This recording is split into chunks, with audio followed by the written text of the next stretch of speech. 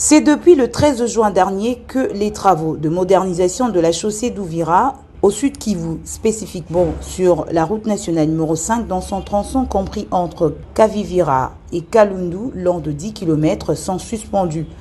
Un arrêt dû à des défis d'ordre logistique et des contraintes financières. Cet arrêt des activités préoccupe les élus du coin.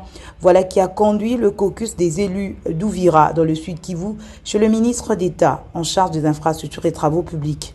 Indignés face à cette suspension suite aux aléas de chantier, ces députés nationaux sollicitent du gouvernement le financement de ce projet qui était d'ailleurs proche de son achèvement afin de permettre le désenclavement de cette partie du Sud Kivu et la circulation des personnes et de leurs biens. Vivement la reprise des travaux, ont-ils dit au patron des ITP, Alexis Gisaro Mouvouni. Optimiste quant à l'achèvement de ces travaux exécutés par l'entreprise EIS-ECA, le ministre d'État des ITP a rassuré aux élus du coin que le dossier avance pour la relance des activités malgré quelques couacs. Nous sommes le caucus de la ville et du territoire d'Ouvira, au Sud Kivu, dont je suis le doyen, c'est-à-dire j'en suis le président.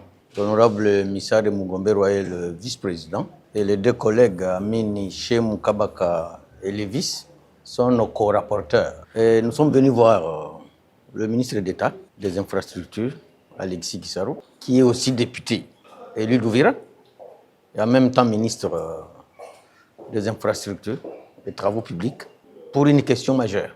L'arrêt des travaux de la route de la ville d'Ouvira qui quitte la frontière avec le Burundi, en passant par la bifurcation de Kavivira jusqu'au port de Kalundu.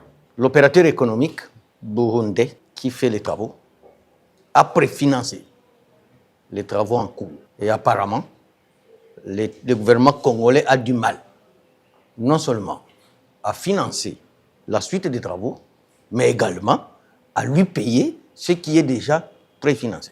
C'est ainsi que le ministre d'État nous a rassuré qu'il y a déjà un pas pour avancer tant soit peu le remboursement. Un petit couac se dresse. Mais ici, nous voulons nous adresser particulièrement au président de la République, son Excellence Antoine Félix Tshisekedi Tshilombo, que l'arrêt des travaux sous la chaussée de la ville d'Ouvira est un acte qui décourage même la résistance. Parce qu'aujourd'hui, Ouvira incarne la résistance et même le stop de l'avancée de la rébellion. Donc, décourager cette partie de la République, l'arrêt des travaux fait voir que le gouvernement se désintéresse à cette partie qui incarne la République. Et aussi, nous voulons nous adresser au ministre des Finances, Doudou Famba, que le regard du monde entier, le regard de la République, pour que le gouvernement signe encore sa présence, que Ouvira ne dépend pas de l'AFC ou M23, dépend du gouvernement congolais, qu'il débloque le financement de cette route. C'est un devoir